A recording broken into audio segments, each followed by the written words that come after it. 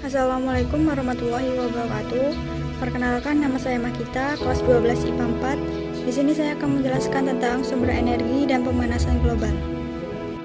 Sumber energi adalah segala sesuatu yang dapat menghasilkan energi, baik secara langsung maupun melalui proses konversi atau transformasi. Selain itu, sumber energi bisa dibilang sebagai segala sesuatu di sekitar kita yang mampu menghasilkan suatu energi, baik yang kecil maupun yang besar. Macam-macam sumber energi dan contohnya. Yang pertama, sumber energi yang dapat diperbaharui. Sumber yang dapat diperbaharui adalah sumber yang tidak akan habis bila digunakan terus-menerus.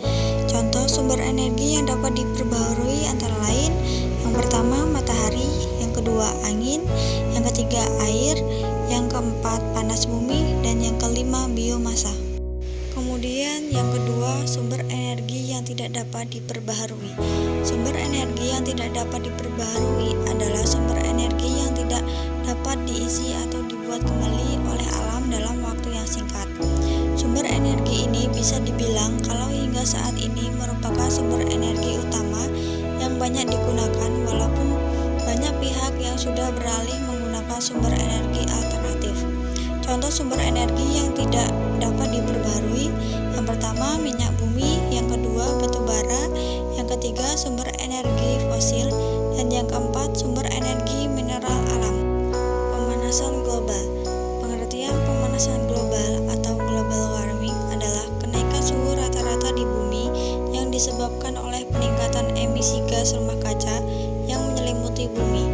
Pemanasan global secara langsung berkaitan dengan efek rumah kaca. Efek rumah kaca. Secara umum, efek rumah kaca diartikan sebagai proses naiknya suhu bumi yang disebabkan perubahan komposisi atmosfer.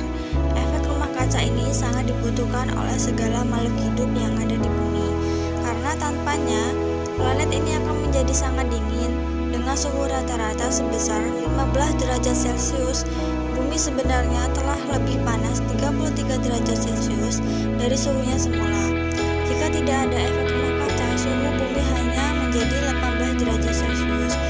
Namun yang menjadi masalah adalah efek rumah kaca akan semakin buruk jika gas rumah kaca yang di atmosfer itu semakin banyak. Aktivitas manusia yang menyebabkan pemanasan global. Yang pertama, pembusukan sampah organik; yang kedua, penggunaan alat transportasi; yang ketiga, aktivitas industri; yang keempat, penebangan hutan; yang kelima, pertanian dan peternakan; dan yang terakhir, penebangan dan pembakaran hutan. Dampak dari pemanasan global: yang pertama, kurangnya volume di kutub selatan; yang kedua, tenggelamnya pulau-pulau kecil; yang ketiga, terganggunya lingkungan hutan bakau; yang keempat, pemutih terumbu karang; yang kelima, perubahan iklim; yang keenam, hujan asam; yang ketujuh, lapis ozon menipis; dan yang terakhir, ekologis terganggu.